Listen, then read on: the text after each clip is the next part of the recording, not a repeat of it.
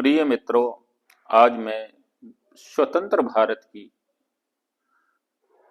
कुंडली में मंगल की महादशा में राष्ट्र के लिए क्या परिणाम आएंगे, इस विषय में चर्चा करना चाहता हूं। हमारे देश की वैज्ञानिक, कृषि के क्षेत्र में, औद्योगिक और शैक्षणिक क्षेत्र तथा विदेश व्यवसाय, युवा कल्याण, विकास और महिला कल्याण में मंगल का क्या योगदान रहेगा, मंगल की महादशा में क्या परिणाम आएंगे। देखिए मित्रों, मैं आपको बताना चाहता हूं कि मंगल सप्तम स्थान तथा द्वादश स्थान का हमारे राष्ट्र की कुंडली का स्वामी। सप्तम स्थान मारक स्थान है और द्वादश स्थान अर्धमारक स्थान है। अब मेदिनी ज्योतिष के अनुसार सप्तम और द्वादश से क्या स्थिति देखी जाती है, ये आप लोगों को बताना चाहता हूं। विदेश नीति, अंतरराष्ट्रीय विवाद, असामाजिक तत्व, युद्ध संग्राम, जासूसी, गुप्त योजनाएं, राष्ट्रीय विवाद तथा ट्रेड डील। मंगल विदेश नीति का द्वादश स्थान का स्वामी होने के कारण मंगल से हमारे राष्ट्र की विदेश नीति की क्या स्थिति रहेगी, ये भी जाना जाता है। देखिए मित्रों, आज हमारे भारत के 4 पड़ोसी देश हैं। 1971 से बांग्लादेश हमारे साथ मतलब जो है एक गुलामों की तरह हमेशा हमारे साथ खड़ा रहा है। दूसरा देश नेपाल है, जो हिंदू राष्ट्र है, हमेशा कदम से कदम मिलाकर कदम ताल भारत के लिए बांग्लादेश ने किया। श्रीलंका की भी यही स्थिति भारत के साथ रही, हमेशा भारत के साथ खड़ा रहा, अच्छे और बुरे में। भूटान, म्यांमार तो हमारे ही आधार पर हमेशा चला, हमारे राष्ट्र के साथ मतलब जो है हमेशा खड़ा रहा। लेकिन आज मंगल की महादशा में हमारे देश की विदेश नीति की क्या स्थिति है? आज विदेश नीति की स्थिति बड़ी दयनीय हो गई है। इसका कारण है मंगल की महादशा। मंगल में राहु की अंतर्दशा प्रारंभ हो गई है, जो फरवरी 2027 तक चलेगी।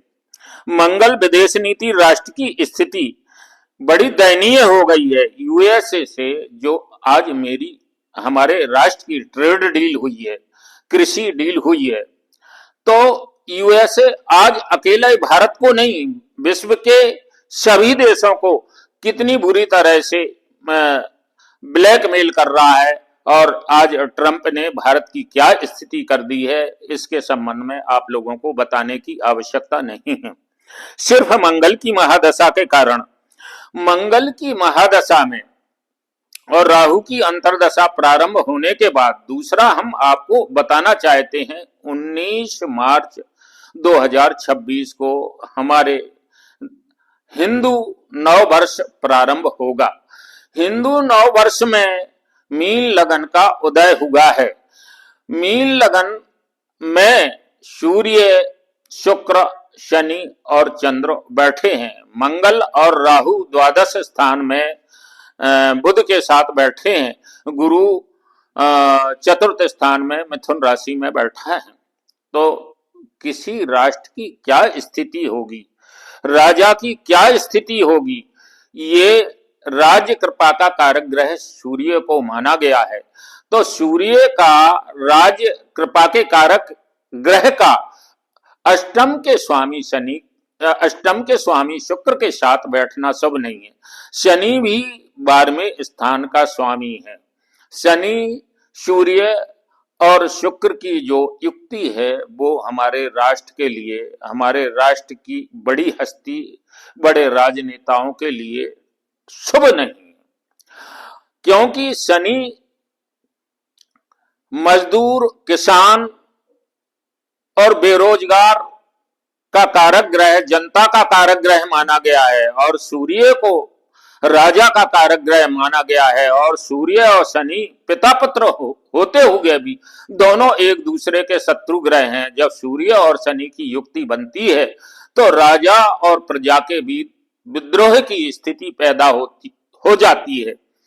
आज हमारे देश में मंगल में राहु की अंतर्दशा में महंगाई, मजदूर आंदोलन, किसान आंदोलन, तथा बड़ी क्रांति मंगल 19 मार्च 2026 के बाद अवश्य कराएगा।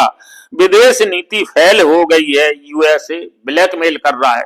दूसरा हम आपको बताना चाहते हैं कि मंगल तामसी भौतिक अनैतिक उपभोग का भोग कारक ग्रह भी मंगल को माना गया है। आज एपस्टीन क्या है? एपस्टीन में अकेला मतलब जो है भारत अछूता नहीं है। विश्व के शक्तिशाली और प्रभावशाली देशों को एपस्टीन के कारण ब्लैकमेल किया जा रहा है। उसमें हमारे राष्ट्र के कुछ नेताओं के नाम आए हैं। ये एपस्टीन मंगल की महादशा में भारत के लिए अच्छा नहीं है।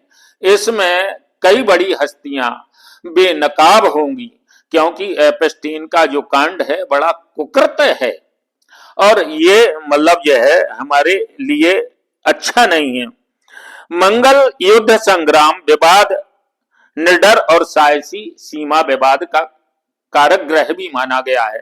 तो मंगल की महादशा और राहु की महादशा में हमारे राष्ट्र में भारी उठापटक, एक खूनी क्रांति, गृह युद्ध जैसी स्थिति तथा इतना बड़ा आंदोलन होगा कि आज तक भारत में चाहे वो जेपी का आंदोलन हो, चाहे अन्ना का आंदोलन हो, इससे भी खतरनाक आंदोलन 19 मार्च 2026 से प्रारंभ हो जाएगा। मित्रों, मैं चाहता हूं कि राष्ट्र को एकता के सूत्र में आबद्ध कैसे किया जाए और हमारा राष्ट्र विकसित राष्ट्र कैसे बने। इसके लिए मैं सभी बुद्धिजीवियों तथा अपने भारत के सभी गणमान्य नागरिकों से प्रार्थना करूंगा कि राष्ट्र की एकता और अखंडता को बरकरार कैसे रखना है, राष्ट्रीय स्तर पर अवश्य सोचें। धन्यवाद मित्रों।